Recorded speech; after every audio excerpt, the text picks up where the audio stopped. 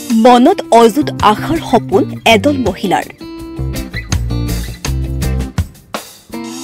মোহনবাৰীত চৰ্চিত অসমীয়া মহিলাৰ এখন শাক-পাচলি বজাৰ। এদল মহিলাৰ প্ৰশংসনীয় পদক্ষেপ। প্ৰায় 120 কিলোমিটাৰ বাট অতিক্ৰম কৰি ওলাই অহা এদল মহিলা। হয়, এইসকল মহিলাই এতিয়া ঘৰুৱা কামতে আবদ্ধ নহৈ ওলাই আহিছে মনত অযুত আশাৰ সপোন বান্ধি। পুৰুষৰ সমানে অৰ্থ উপাৰ্জন কৰিবলৈ বাছি লৈছে শাক-পাচলি বিক্ৰী কৰা জীৱন জীৱিকা পথ।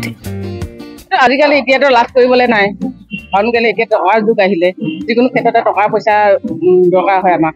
এতিয়া ল'ৰা ছোৱালী পঢ়াবৰ কাৰণে, কিবা কৰিবৰ কাৰণে এতিয়া আমি ওলাই আহিছো, বিক্ৰী কৰিছো। আমি এতিয়া মানুহজনকো অলপ সহায় কৰি দিছো।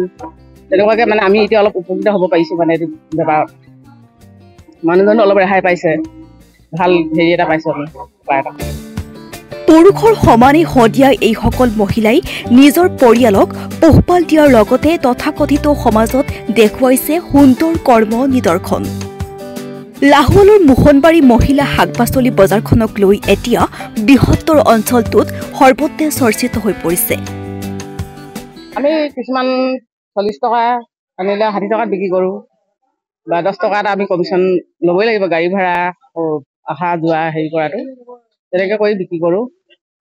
শদিয়াৰ পৰা নিজৰ গাড়ীয়ে হয়, গাঁৱৰ গাড়ী, নিজৰ নহয় আৰু ভাড়া হিচাপত। কিমান গৰাকী মহিলা আছে? আমি ইয়াত 4 গৰাকী আমি আহোঁ। সদায় মানে দেওবাৰ আৰু শুকুৰবাৰ দিনটো লৈ আহোঁ।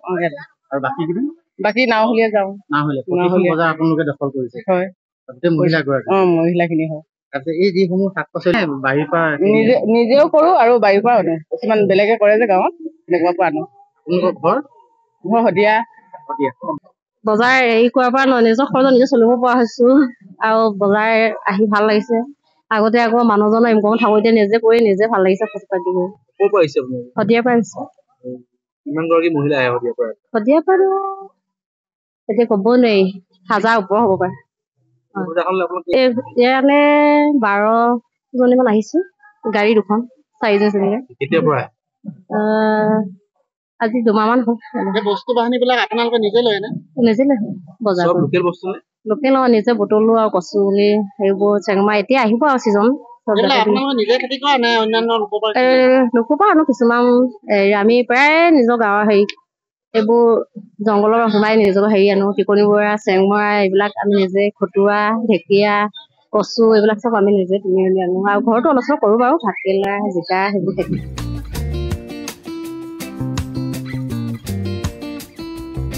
News desk report, DB news.